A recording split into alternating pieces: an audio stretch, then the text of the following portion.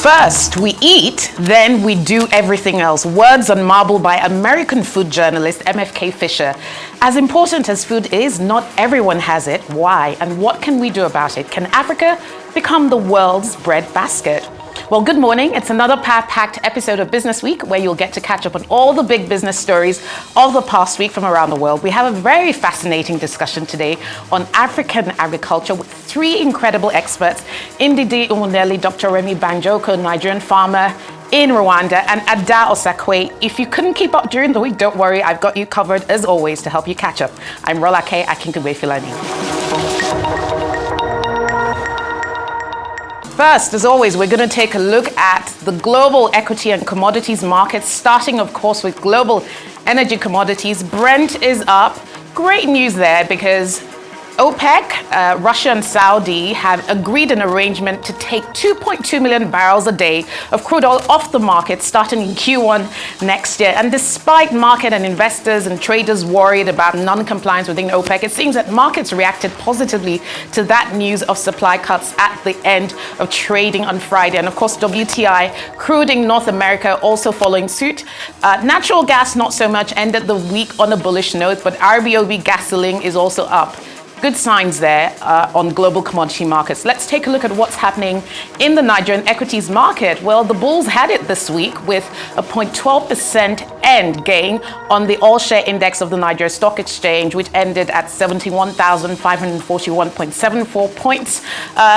A little over 5,000 deals struck, but value of deals not so significant at 7.2 billion, and of course market capitalization at 39.14 trillion naira. Let's take a look at European equities, starting with Euro Stock 600 was up by 0.90%. That's good news actually, because markets were looking at non-farm payrolls in the US. Unemployment figures had fallen a bit in the US, so good reactions there, but markets are still gauging the likely trajectory of global interest rates and whether most central banks, like the Fed, will hold interest rates. All the other major European indices also showing a positive end to the week. FTSE All-Share Index in London was up 77 basis points. The DAX in Germany was also up 85 basis points. Whopping gain there on CAC 40 in Paris, up by 1.53%. And of course, IBEX 35 in Spain up by 0.74%. Let's take a look at Wall Street now. Well, Wall Street, similar to European markets, Dow Jones Industrial Index, S&P and NASDAQ, all positive, although not significant bull moves on those markets. Now, let's look at what my top picks for the week were. Interesting mix of stories this week. Big news in Nigeria and good news for Nigeria and the government of Nigeria and those in the oil and gas sector in Nigeria, because the Dangote Refinery, the $19 billion refinery, received its first shipment of crude oil from the Agbami deep water oil field. Now, this was 1 million barrels of crude oil which was supplied to the SPM, that's the single point mooring of the Dangote Refinery, and of course that is going to lead to production of aviation fuel. We're also going to see some kerosene, some diesel. Eventually PMS will be one of the major throughputs of that refinery. Of course, as we know, the refinery is a 650,000 barrel a day refinery, but initially it will be working at a capacity of 350,000 barrels a day. Now, the crude oil was supplied by Shell International Trading and Shipping Company, Starsco, which is one of the biggest shipping traders with crude oil all over the world, doing about 8 million barrels a day in shipments. We're also expecting crude oil to coming over the next few weeks to the refinery from NNPC and then eventually ExxonMobil. So we have line of sight to about 6 million barrels of oil that will be supplied to the Dangote Refinery. Good news there for Nigeria. It could radically transform the downstream oil and gas landscape in the country. Over to another piece of interesting news. The G7 of advanced economies will be banning the trading of Russian diamonds. Now, this has been a long time coming. The G7 countries have been looking for ways to curb Russia's economic prowess amidst the Russia-Ukraine conflict. This is really big news because it means that Russia will no longer be able to export diamonds to many countries around the world. If you recall, many moons ago, the Kimberley International Certification for diamonds looked to stem the trade of what was known as conflict diamonds coming out of Sierra Leone. Now, that particular certification applies to diamonds being traded by rebels. However, there is no global regime to cover diamonds when you have two sovereign nations like Russia and Ukraine at war. So the G7 countries had been saying, well, we can work towards one. Antwerp, where the Kimberley certification is hosted, is also in on this move to curb Russian exports. However, it must be said that many African governments have been opposed to this move because Russia produces diamonds that are processed in other countries, and they argue that how do you then distinguish between diamonds that come from Russia and from other parts of the world, diamond producers like Botswana, South Africa, and others. So a bit of misalignment there between the G7 and many other diamond producers from developing countries. But nonetheless, this move has been approved by the G7 and is coming into force from January 2024.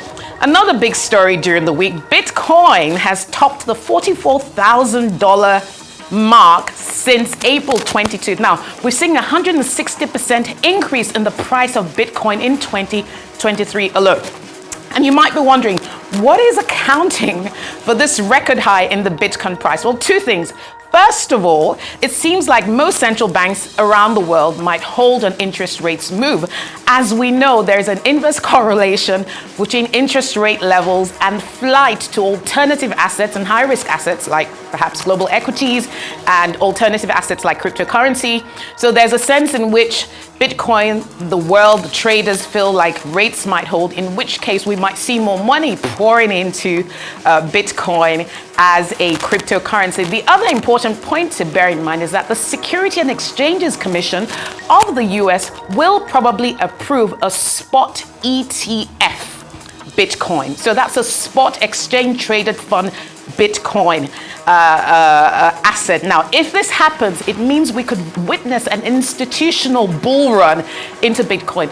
Up until now, we're seeing a Bitcoin market heavily dominated by retail investors. But what will happen is if the SEC approval comes through, which the market is anticipating will come through, we could see more institutional investors move into the Bitcoin market. Now, it's not only Bitcoin that's benefiting from this. Ether, another cryptocurrency, is also benefiting. And of course, we know that cryptocurrencies have been in the spotlight over the last year with many of the moves like the Luna Bitcoin exchange. Of course, we know what happened to Sam Bankman-Fried of FTX. That exchange collapsed. Sam Bankman-Fried was sentenced due to fraud and other allegations against him. He was convicted. And more recently, we saw the fines that came against, what's his name now? The founder and CEO of Binance, one of the world's largest Bitcoin trading agencies. So obviously, Bitcoin has been in the spotlight, but this is good news for Bitcoin traders, Bitcoin investors, speculators,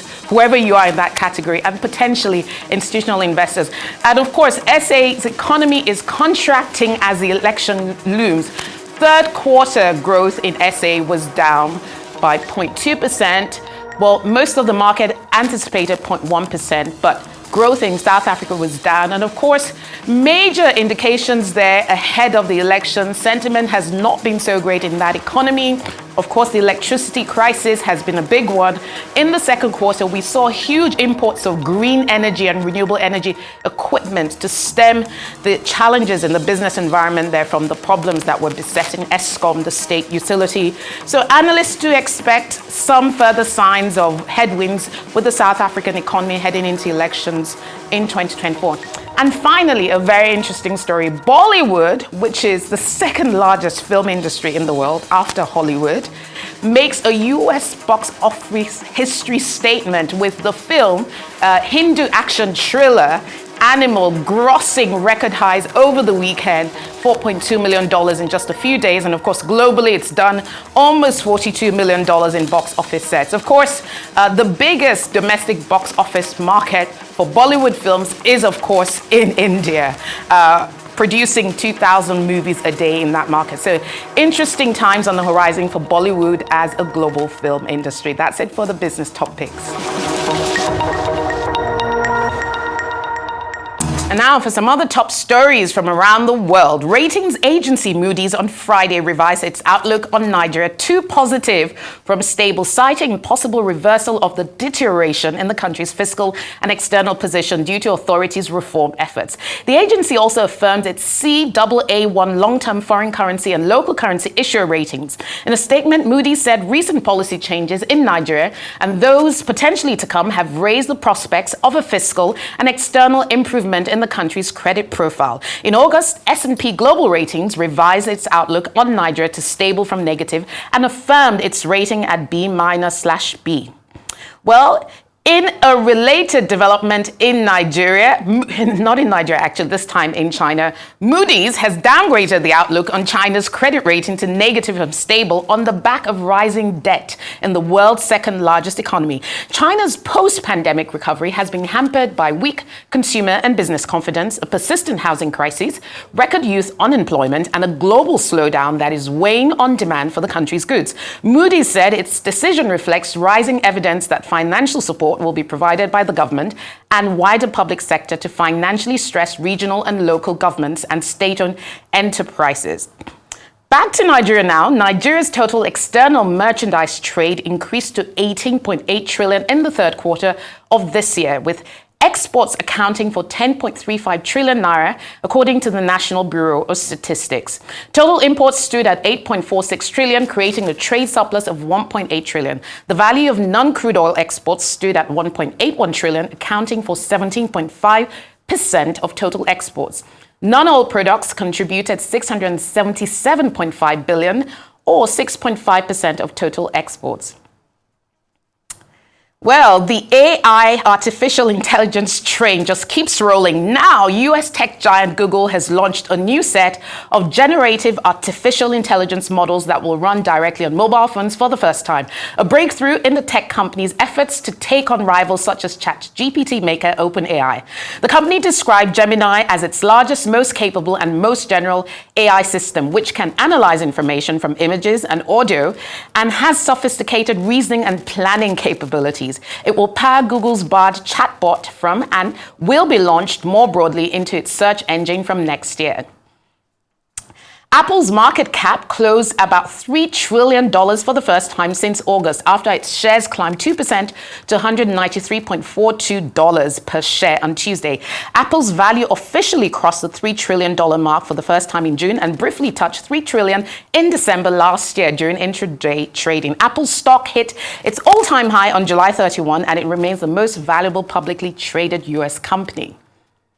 Well, guess who else markets cap made headlines this week? Well, if you guessed First Bank of Nigeria, you guessed right. Nigeria's oldest banking group, FBN Holdings, had its share price exceed the 1 trillion market value threshold on Wednesday. This comes after the share price soared this week with back-to-back increases of over 10%. FBN Holdings has formally joined the SWOOTs, or stocks worth over 1 trillion market capitalization, after reaching the 1 trillion market value. If you recall, the FBN Holdings surge started in 2022 after billionaire investor Femi Otedola announced he had secured a majority holding in the bank. The announcement kick-started a frenzy for the stocks as investors started scrambling to acquire shares. FBN Holdings PLC also announced the release of its third quarter financial statements for the period ending 30 September 2023. The group's profit before tax was up 156.3% to 270.3 billion naira from 105.5 billion naira posted in 2022, driven by strong growth in interest income. Well, that's it for the market roundup.